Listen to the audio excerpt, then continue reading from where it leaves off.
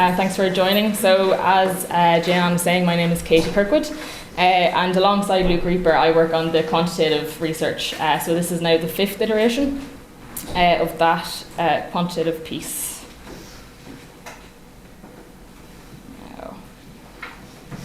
So I suppose just to summarise, so basically every year we run one major kind of quantitative piece of research, and that is an online survey to over 2,500 people, and we run it once a year mostly, and I think in 2021 we ran it twice. So we have 5 different iterations of the research at this stage. And just to highlight as well, the interviewing is conducted through our online panel.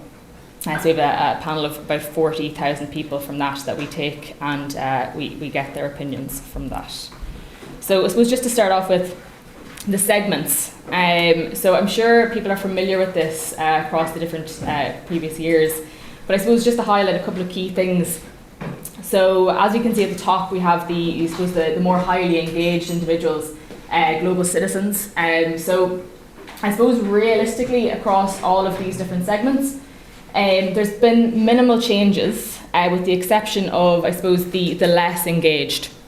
So what we're seeing is there's a reduction in terms of empathisers of about 4%, and that basically is moving into the disengaged grouping, and that's now at 17%, increasing by 3% since 2023.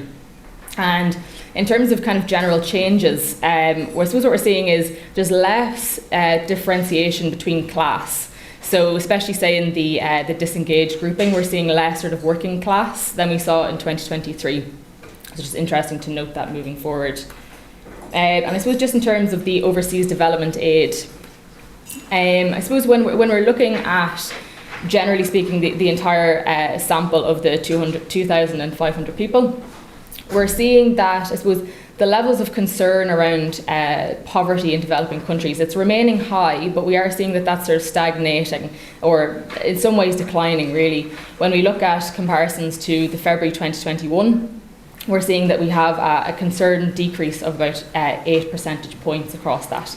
And I suppose the main kind of driver would be the disengaged segment there. So what you're seeing is about 30% are saying that they are just not concerned at all about poverty in developing countries at this stage.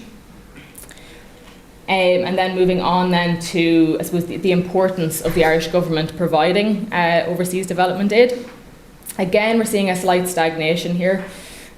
So basically 73% of people agree that it's important the Irish government are providing overseas development aid at this stage. And then when we split that out by the segments, again, there's that clear differentiation amongst the disengaged segments. So only 23% of the disengaged believe that it is important that the Irish government are providing that overseas aid piece. And then this was moving on then to ODA basically bringing about positive change for those living in developing countries. And again, we are seeing that, I suppose, the flattening out and the levelling out of opinions here. So again, about 3 in 4 are saying that they agree that overseas development aid can help bring about positive change. And again, when we're looking at that segment piece, most segments are remaining relatively similar, with the exception of the disengaged again. Basically, 38% agree that overseas development aid can bring about that positive change for those living in developing countries. And just to, I suppose, put that into perspective, all other segments, the lowest that comes to is 80%. So you can see that wide differentiation there. And then I suppose when we move on to the main causes of poverty in developing countries, we're seeing quite a wide variety of responses here.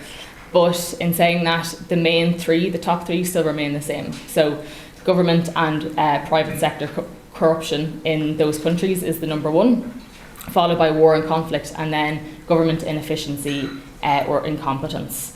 But outside of that, you're seeing, not many people mentioning a legacy of colonialism, or high debt, or I suppose the area of exploitation as well from rich countries. There's, I suppose, lesser kind of mentions of those when we're considering the poverty in developing countries. So then moving on to the sources of news and information. So I suppose the main point from this slide, just to take into account, would be you can see over time there is, I suppose, less of a reliance on, say, TV.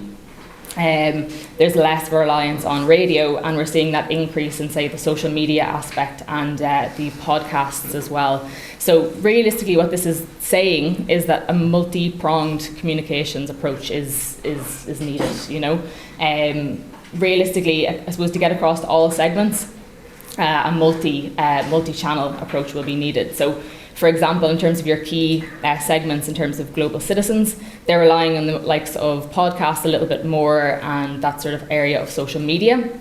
And I suppose the community champions are looking at more of a reliance on the kind of traditional media, so for example, radio and newspaper.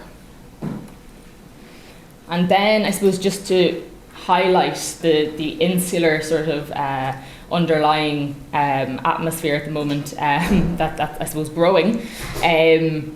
When we focus on the most important issues facing Ireland, the top three remain the same in house prices, health services and household bills.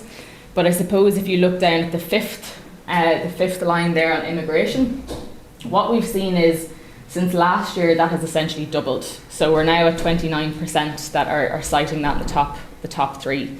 And I suppose to just put into perspective, the year before that as well, it actually doubled again. So we're seeing a really major, significant increase in the mentions of immigration there.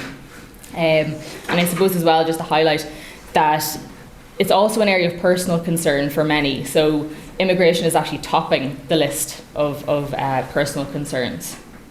And again, that is mostly led by the disengaged segments.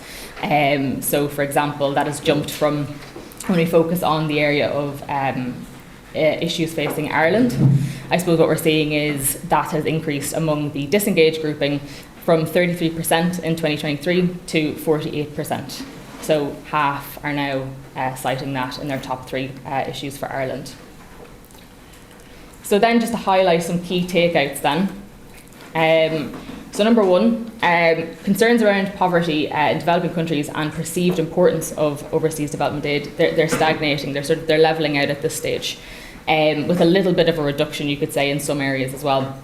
And so this is paired with a continued lack of understanding surrounding poverty in developing countries and the role of overseas development aid in that. But I think it is important to highlight that when we're looking at, yes, there is stagnation, we are actually at quite a high rate of people believing that it is important still. So, you know, you have 2 in 3 people saying that they are concerned about poverty in developing countries. And I suppose that does highlight just that kind of enduring history of giving and activism in Ireland. So not to lose sight of that it is actually at a very high level. And I suppose when we look at that kind of idea of the levelling out of opinions in terms of the overseas development aid, effective communications will be vital in that. And as I mentioned, that multi-pronged approach is really essential at this stage to make sure that we're covering all bases, especially among the community champions and the global citizens. And then finally, housing, health and household bills, they're remaining as the top 3 issues facing Ireland, but that immigration piece is really looming. And again, that just hints to an increasingly insular society, and that is, I suppose, where overseas development aid is sort of situated at this stage, and I suppose that kind of highlights those challenges. And obviously, notwithstanding itself, I suppose that the area of housing and especially household bills will obviously impact as well in many senses, because people have less disposable income at this stage to give. So I suppose when you put it into that sort of atmosphere, it's I suppose just to highlight that as well.